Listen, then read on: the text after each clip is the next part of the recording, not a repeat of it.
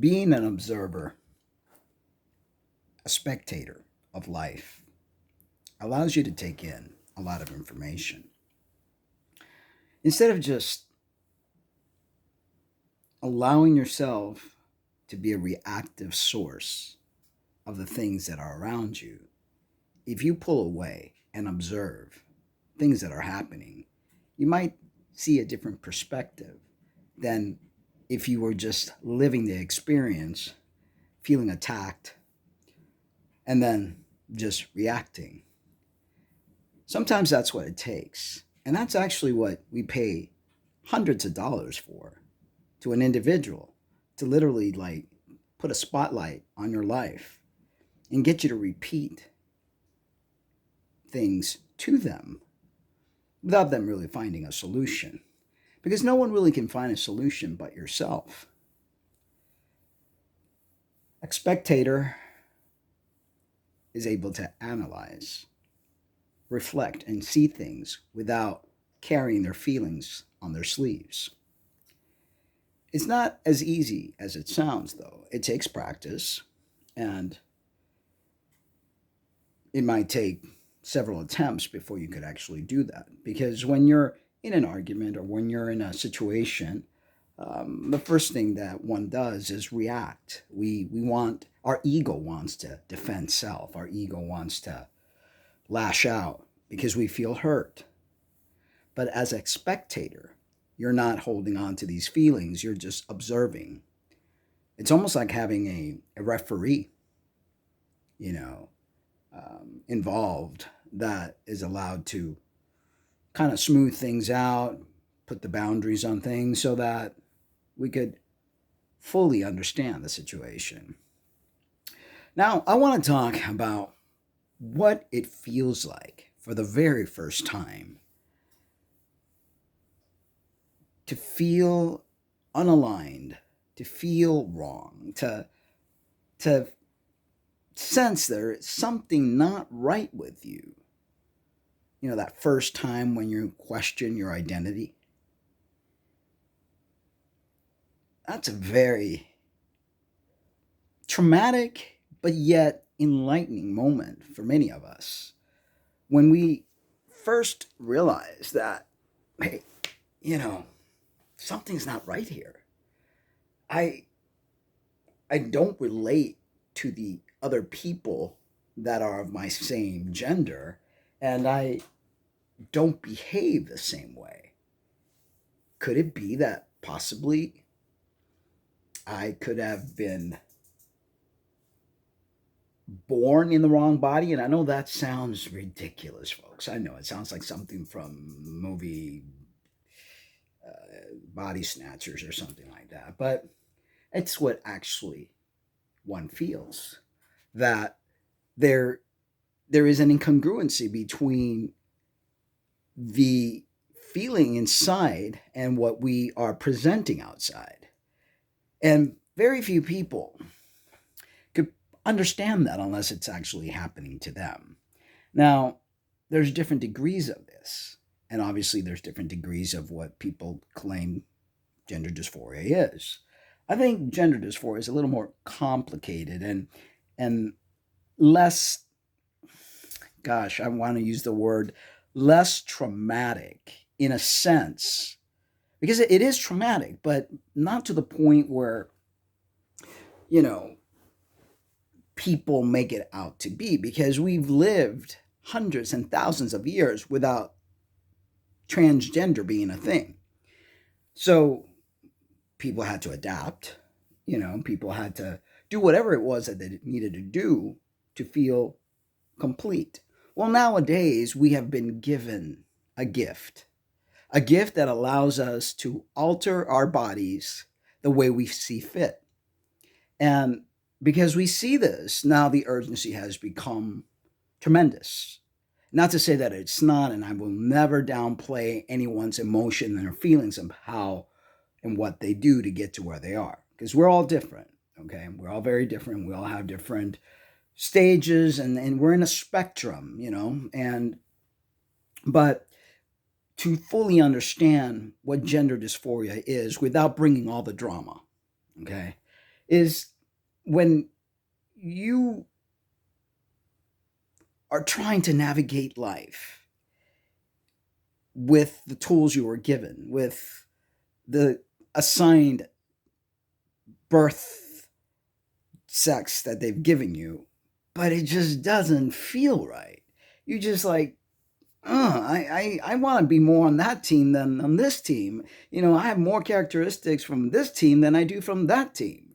And gosh, I just want to just be part of that team and be one of the members of that team meaning the sex, whether you're male or female, and just navigate life that way. That will make me feel better.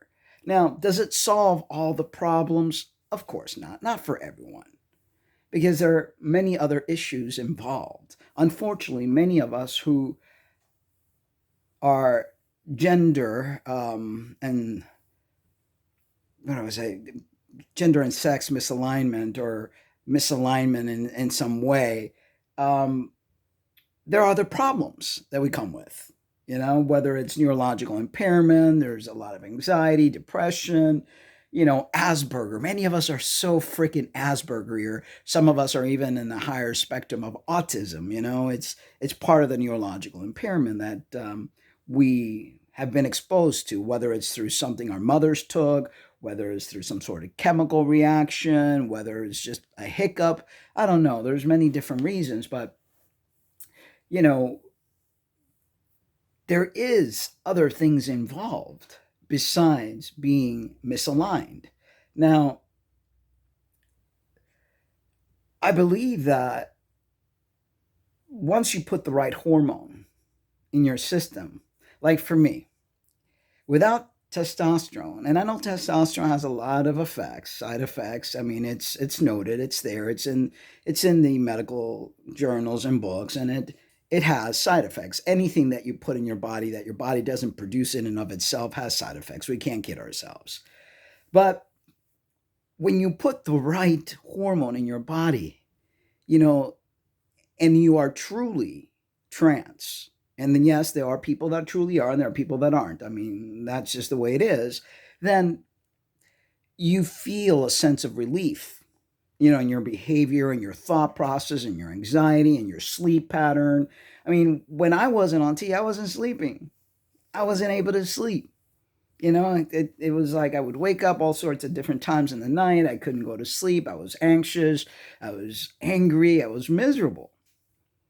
And it showed in the quest of what I was doing and the flag that I was waving at the time. As soon as I go back on T, I feel more mellow. Um, I'm not as anxious. I sleep. Oh boy, do I sleep. As soon as my head falls on that pillow, I'm out.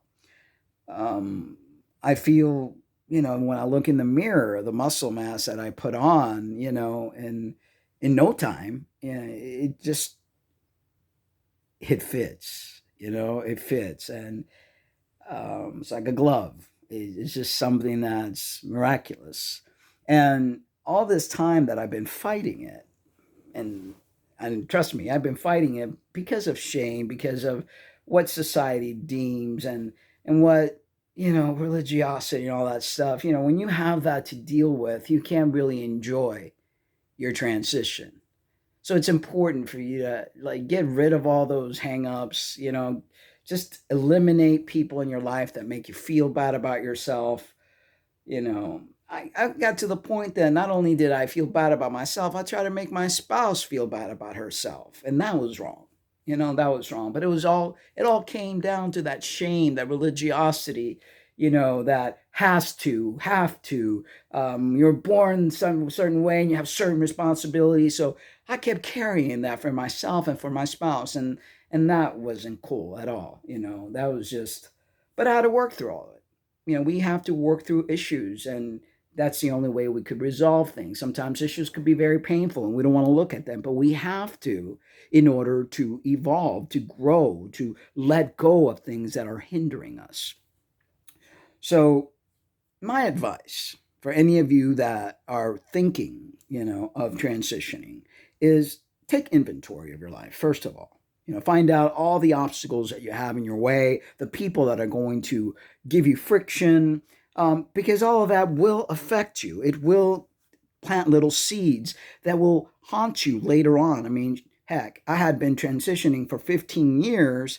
And then after that is when I started, or 12 years or 13, I can't keep up with the number, started questioning myself because certain things came up. Certain things came up, and the religiosity thing, and just, I hadn't dealt with the stuff that I needed to deal with. And so it came up later. And that's why I struggled the way that I did.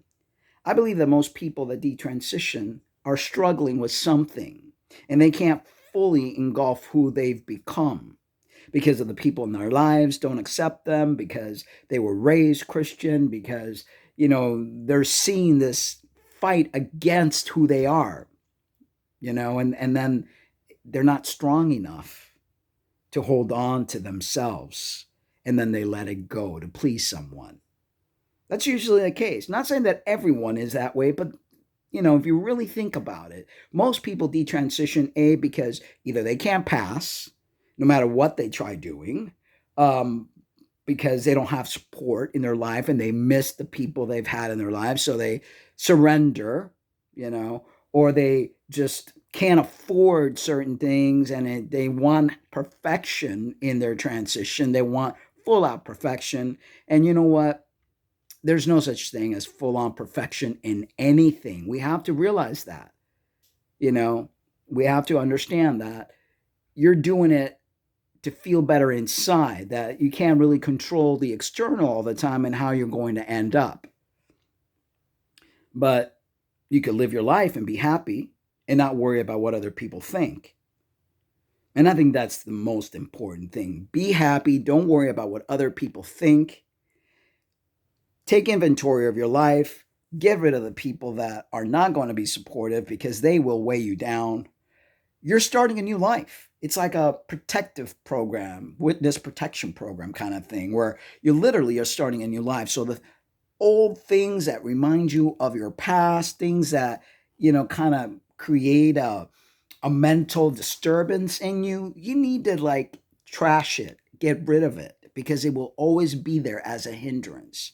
If people can't respect you and call you by your name and your pronouns and make you feel complete, then those people don't belong in your life, because they will never allow you to fully develop as the individual that you are. If you're an MTF, you're trying to be a woman, okay? You're trying to fully embrace that. You're learning to be a woman in the beginning because you were socialized as a man, and vice versa with a FTM. And although FTMs have an advantage, that testosterone is a very strong hormone, but looks aren't everything. The action has to match that gender. And yes, it's stereotypical, but it's the world we live in. We live in a stereotypical world. That's why stereotypes were created in the first place, because they're there. It's a thing. So we must try at all cost to embrace who we are. It's going to take a while in the beginning, because you got to learn, and unlearn certain behavior and learn new behaviors. For some people, it'll come super easy. Like for me, being a man was super easy. I didn't even have to think twice. I mean, 6 months into my transition, I looked like a duck, I walked like a duck, and I was a duck. That was 6 months. Some people, it may take longer, but embrace it. Remember, inventory, embrace who you are, get rid of people in your life that will not support you because they will weigh you down. And then just live, man. Live. Don't worry about what other people think or say. Live, be happy, and be well.